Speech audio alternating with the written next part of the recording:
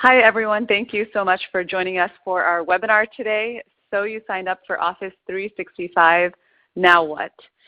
Before we get started, I just want to go over a few housekeeping items. So all callers will be muted. If you have questions, there's a Q&A box that you should see on the left-hand side of your screen. So feel free to ask questions as we go along. We have people on the back end to help answer your questions as well. So we have a short amount of time, so we want to make sure your questions get answered throughout the webinar, so feel free to use the chat box that you see there. If you lose your internet connection, just try reconnecting using the link that was emailed to you. If you have to drop off early or if you want to watch the webinar again, we'll be hosting the webinar on our website at techsoup.org/community/events-webinars.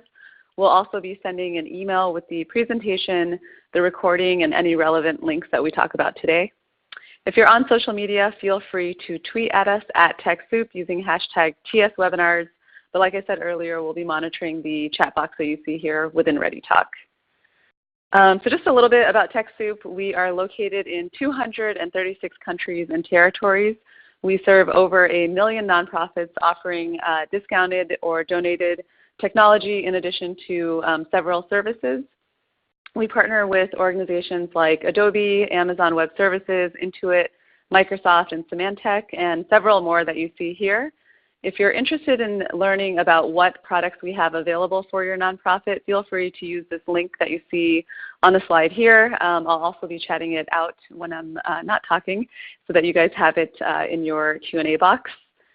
And before I introduce today's speakers, I just want to let you guys know that we're doing a Microsoft webinar series. So we've had 3 already. We have the one today, and then we have 2 upcoming ones. So basically we are trying to help you guys make the transition to the cloud easier and answer any questions that you have about your migration. And so we have this full series that you see here. And again, all of these links will be emailed to you once the webinar is over. So I'm going to go ahead, because we only have 30 minutes today, I'm going to go ahead and introduce today's speakers. So our first speaker is Neetu, and she is a cloud service provider account manager, in addition to her colleague Ricky, who is also a cloud service provider account manager. My name is Seema Tucker, and I'm the senior manager of content here. And I also have in the room with me Cameron Jones. She'll be answering any questions that you have on the back end as we go along. And before I pass it off to Neetu, I just want to make sure you guys can hear me. So if you could just chat in the Q&A box, either where you're calling in from or what nonprofit you work for, and I'll read a few of them out just to make sure you guys can hear me okay. All right, so we have Donald from Tampa, Sheila from Little Rock. I think it just moved too quickly. Deb from Portland. Okay, so it seems like you guys can hear me okay, which is good. So I'm going to go ahead and pass it off to Neetu. Hi, everyone. Thank you for joining our webinar today. We are going to be discussing, once you purchased your Office 365 licenses, now what? So we're going to be discussing about how to move forward with your Office 365 migration as well. As Seema mentioned before, this is a part of a webinar series, so we have covered the Office 365 licensing details in depth in our previous webinars. So if you have not already watched those webinars, I highly recommend you go back and watch those webinars and then go over this webinar again.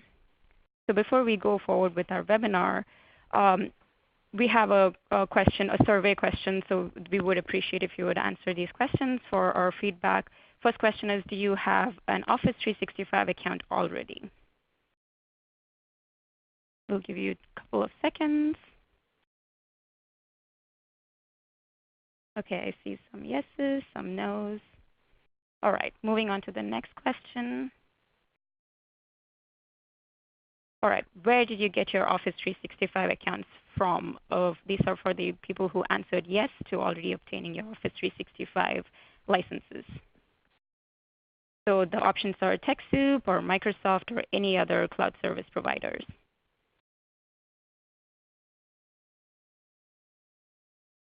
All right, so moving on to the next question. Thank you for your answers. We appreciate your answers, and we will have this for our feedbacks. All right, moving on to the agenda. Today we will be discussing What features come with different Office 365 licenses? As I mentioned before, we will be just going over this very briefly because we did discuss this in our previous webinar series. Then we'll be going over through what the specific steps are to set up your Office 365 accounts if you do have your Office 365 licenses, and to create several user accounts, how to access your email through Office 365, and some key training for your staff on how to use your Office 365 features. We will also be going over how to get help with migrating your Office 365 from your old system services. Moving on to the very first topic, Office 365 licensing and features. So as you can see in this chart, you can see Office 365 as a set of combined Office web applications or desktop applications with a bundled services such as Exchange Online, SharePoint Online, OneDrive for Business, and Skype for Business. At the very first slide, the Office 365 web applications and Office 365 Pro Plus contains the desktop applications and web applications of your Office suite. The only difference between the 365 web apps and the Pro Plus is that the Pro Plus does not come with the services. It only comes with OneDrive for Business, no Exchange Online, no SharePoint Online, and no Skype for Business. Currently through TechSoup, we have the following licenses available: Business Essentials, Premium, E1, E3, and E5 and F1 licenses. The price points are mentioned in this slide. Please note, however, that during the preparation of these slides, the prices were as mentioned in the slide. However, Microsoft can change these prices at their discretion any point in time. Office 365 Business Premium, you can see, is available for $3 per user per month. It is similar to our Office 2019 desktop application, which is also available through TechSoup. The only difference is that the Office 365 Business Premium does come with several hosted web services such as Exchange Online, Skype for Business, Teams, Yammer, etc. Through TechSoup, you can get the Office 2019 desktop application at those prices mentioned below, which is $29 donated for 50 license limit. Once you exceed the 50 license limit, it will be $164, which is a discounted price, and you can purchase unlimited desktop licenses that way. Or you also have the Office 2019 Professional Plus, which is at a cost of $211, which is discounted price, and it is also unlimited licenses.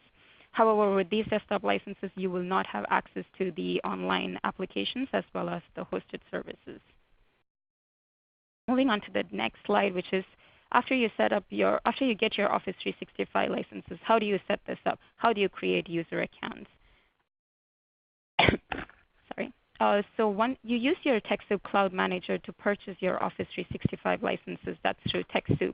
You go to cloud.techsoup.org, the link which is posted on the slide, and you will see the products and services, which is on the left side. The picture you see the boxes of Office 365 services we offer so far. The process is pretty straightforward. You can purchase your licenses, add to cart, and check out that way. You can always use your the cloud.techsoup.org, we call it as a cloud manager. You can always use your cloud manager to add more licenses. As your organization grows, you can always reduce the number of licenses as your staff or volunteers leave. You can also always request additional products when your needs of your organization evolve. However, some of the best practices you would need to adhere to in the Cloud Manager is that please always update your payment information if your existing card expires or is replaced to ensure the continuity of your subscriptions. Because once a card has expired, our script which runs in the background does suspend your licenses, and we don't want any service disruption for your Office 365 licenses. So I highly recommend that you always keep your payment information updated on the Cloud Manager. You can also add additional contacts in the Cloud Manager if you want to delegate these tasks or create a backup position. For the Cloud Manager, you see on the top blue tab, you can see products and services, which will take you to the product catalog. Then there is a subscriptions tab. So this is if you do purchase subscriptions, you can see the list of subscriptions in that tab. You can also see the invoices in the next tab, your past invoices, your pending invoices, etc. If you do have any issues with your subscriptions, you can always submit a support case with the support tab. On the My Account page, which is what is displayed on the slide right now, you can see your past order history. You can see details of your profile. You can add a new billing contact that way, update your email address, etc., change your password. And the credit card section, you can always add your credit cards for your subscription. Now, how do you manage your subscriptions in the Microsoft 365 Admin Center? We'll talk more about this right now. So you will be managing your licenses in the Admin Center by going to admin.microsoft.com. Please note that you will only be able to utilize the service if you yourself is an admin. And the way you are an global admin is that when you create this Microsoft account, when you submit this application, Microsoft by default assigns you to be a global admin. So once you go to admin.microsoft.com, you log in using your Microsoft credentials. It will look something like neetu@techsoup.onmicrosoft.com. Once you do this, you can log in. You can assign your licenses to the staff members. You can remove licenses from the departing staff and reassign to their replacement. You can also delegate additional global admins as needed. So an organization can have multiple global admins. So we'll go over how the admin portal looks like. So on the screen right now, this is exactly how your admin portal will look like once you have those licenses and you're logged in. You have several options or features such as adding users, which you can see in the leftmost tile. There are active users. You can add a user, delete a user, etc. There's a training module. You can train yourself. This is specifically for the admins. You can train your people or your end users, or you can also have advanced admin training as well. If your organization did purchase licenses which include downloadable versions of Office Suite, you can also use this admin portal to install your software as well. So let's go over how to create a user account and to assign those licenses. Once you go to the Active User Center, as you can see on the top left corner, you will have options to add a user, delete a user, edit a user, or reset their password. Please note that if you do want to use that Microsoft license or Office 365 license to yourself, you will have to assign it to yourself first as well. On the middle of the screen, you can see that this is how you create a user account. You will have your first name of the user, the last name, and the details you enter in there, such as the username. The next section would be the password. I would highly recommend putting this password as auto-generated. And once the user logs in, they can change the password immediately.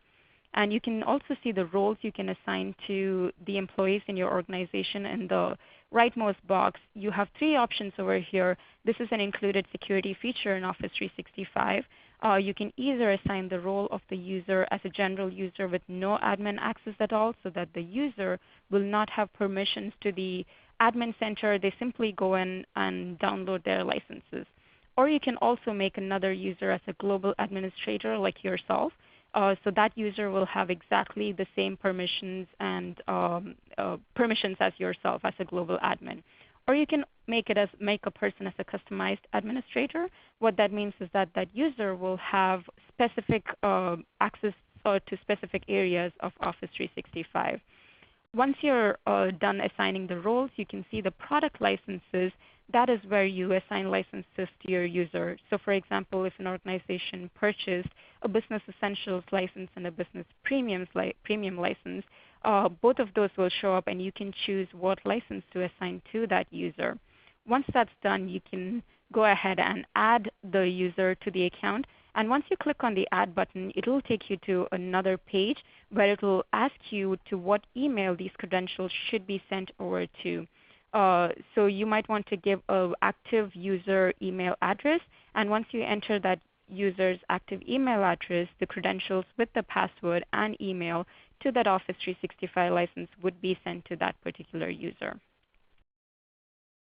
Going on to accessing email, which Ricky will now take from here. Hi, folks. Thanks for joining us. Again, I want to just give a shout out to Neetu. She did a great job. And thanks for joining us here on this webinar. So moving forward, accessing your email. For the organizations that have created a Microsoft account and have logged into their admin center, which Nietzsche just presented, now as the admin on the account, you're going to want to know how to direct your employees to access their applications. So the following screenshot, this is for the end user, your employees, or even yourself after assigning a license. So once you have assigned that license to said user, they would be directed to log in at office.com. This is the end user web portal that you see here. So once logging in with their credentials at office.com, this is what's presented if they have applications. So this is my license here in the screenshot. So you can see I have Outlook, OneDrive, Excel, all these things. In addition, you can integrate apps. So I use Rike for some aspects here internally with TechSoup that I can kind of integrate there. And in the bottom left screenshot, you can see the email section. So all new email on these fresh accounts will show up here on the hosted Exchange site. So in the bottom screenshot, you can see that there's no email listed because you still need to migrate existing email from your prior platform, right? So you need to move over your GoDaddy email. There has to be a migration for the history of your email to show up. And TechSoup can help you with those services. If that's something that you're trying to outsource or maybe need a little bit more guidance on a one-on-one conversation, feel free to reach us at uscustomerservice@TechSoup.org. Again, that's uscustomerservice@TechSoup.org. And Nietzsche's going to put that in the chat here now.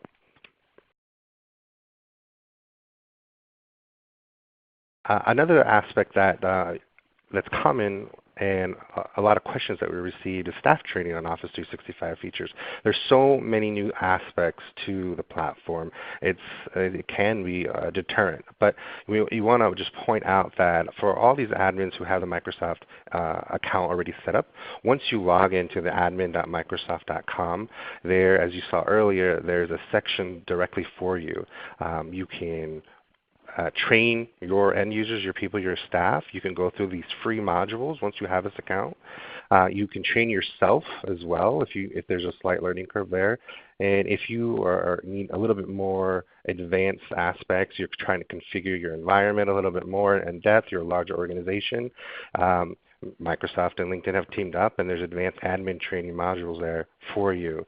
Now, in addition, we want to help the sector, and as organizations who utilize TechSoup, we're providing courses as well to try to adhere and stay on top of maybe the interesting aspects that come with a Microsoft license, right? So here is an example of one of the aspects that you can get through TechSoup. It's a TechSoup course for Office 365 and Microsoft Cloud, right? We designed it as a boot camp, so as you can see listed here, there's aspects that you can join in, and there's a link there if you're interested in analytics. There's a Power BI boot camp. If you're an organization with an on-prem SharePoint and you're thinking about moving to an online SharePoint to get off that type of a server, and it's getting the most out of SharePoint, is a great course there to kind of go over everything that you can achieve in the cloud version there, and further. So we're going to move on here. Now here's where the bulk of the information is here, is why you signed up here. Getting help with setting up Office 365, right? So TechSoup has services to help your organizations move to the cloud. So you have this nonprofit license, and you want to leverage it for specific aspect. Mainly, what we go over right now is just email, right? Moving from an Exchange server to a hosted cloud server. So for the nonprofits who haven't set up that are in this webinar, we have a service here that can help you through this registration process. A lot of the organizations that might have signed up probably could tell you stories that it can be a little bit difficult to navigate, right? So we offer that as a service to work with you, and then not only that, provide some end user training once you are set up. If you need assistance in just solely migration, and this is targeted towards smaller organizations here listed, you can see migrating organizations' email to the Office 365 platform is listed on the second bullet point. So the base price is typically around $450, and then it depends on the user box. So we want to have that conversation with you, whether it's IMAP versus POP, for all these terms that you may be familiar with now that you're here, and moving it from that to Office 365, the Exchange license platform. And lastly, there's a do-it-yourself workshop. Maybe you have some experience and it's just new, and you'd rather just watch go through a 4-course workshop with our partner here that will schedule around your time frame. So if you were to purchase this, I want to call it out that if you were to purchase it, it gets scheduled around your time frame. You don't have to adhere to the schedule. So we try to really make sure that this is beneficial for those types of admins that might need a do-it-yourself course, just to kind of have a slight handling, but can configure everything on their own. Now here, so this is a little bit more of a custom code, and we call this out because a lot of organizations that start to grow tend to have these questions. They have an old set of SharePoint that they want to move to the cloud version, or they want to Power BI and get data analytics or data visualizations through Microsoft's platform, and they want to they have a few more questions on the Power BI setup. Who gets to see the dashboard? How do you publish a dashboard? All these questions, right? So we go through the understanding of that and the education of that, and adhering to your environment and provide a custom quote if it's 20 plus, because it might need a stage migration. Maybe you need you need to adhere to a HIPAA compliancy, or you have a legal hold, right? So in the licenses that we discussed earlier in earlier webinars, we went over the types of licensing that would maybe hit those requirements, and we can provide that type of a custom quote or a bid if you're shopping around. And there's other TechSoup services that we have. We have an IT help desk, and I want to do this, call this up pretty quickly. Here's the link. For a one-time fix, it's $55. So let's say you don't have access to IT personnel. That's very common in the nonprofit sector. A cousin, a brother, your son, your daughter is trying to help you out with this one-time fix, and maybe they don't have the time. That's a service that we can provide here. But maybe you want more ongoing fixes or access to that as you grow and to kind of minimize costs. There's that $35 per device per month. If maybe you're the executive director and you just want to be able to have your computer really helped and managed. Or maybe you're a larger organization that wants to outsource their costs because sometimes it's a lot easier than hiring and upkeeping that staff. So we provide the managed IT services as well. Again, you can figure out more at that link right here, the page at TechSoup.org for services listed on or you can reach out directly to us at US Customer Service at TechSoup.org. So I want to open this up for questions, and I'm going to hand it back over to Seema here in a moment.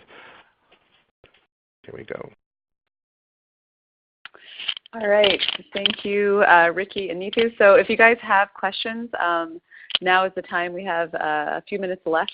So feel free to use the chat box and type in your questions. So I'm going to go ahead and get started with a few questions that have come in. Let's see. So we have a question from David. Is the view identical for business essentials and premium license holders? Hi, it's a great question. So the view is, I would say, identical for Business Premium. So that screenshot that you saw, and I'll try to bring it back up here in a moment, that was for Business E3 license. But the applications are the same on an E3 to Business license. Now, let's say if it was an Exchange, that donated line maybe you guys have done research for, they'll have the same apps there because it provides Office Online. So all those applications will essentially just be the same. So the view looks exactly like the screenshot. Okay, and then in terms of payment, we got a question from Jamie that is asking, do we have to pay every month or can we do a lump sum payment? Hi Jamie, this is Neetu. That's a great question.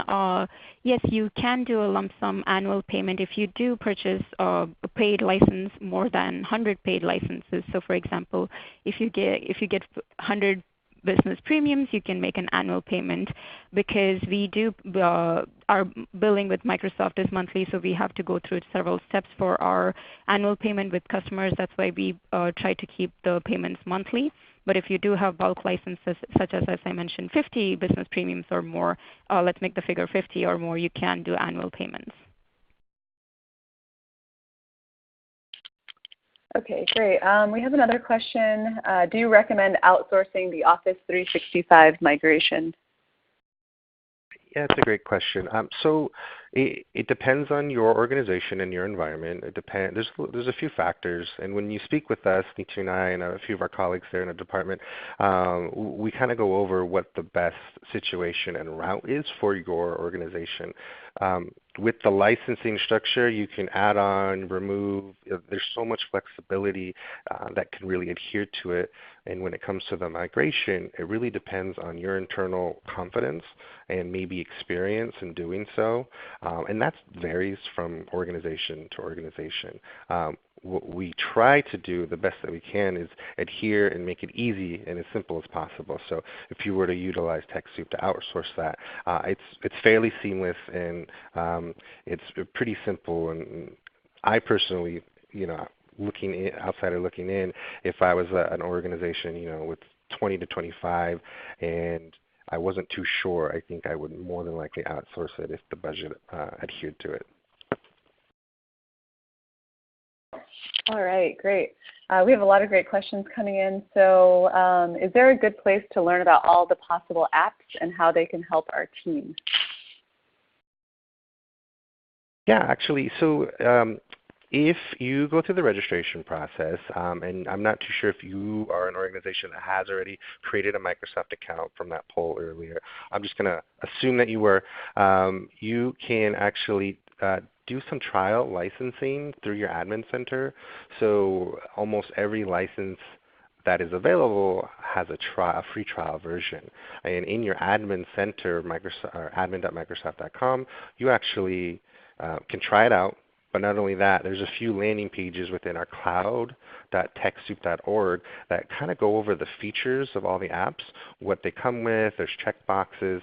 So if you haven't really maybe gotten that far, we do provide a features essentially section per license per available cloud product at our Cloud Manager. And you don't even have to sign up. If you were to go to cloud.techsoup.org and click on Products and Services at the top left, you would be seen with you would meet all the applications available there.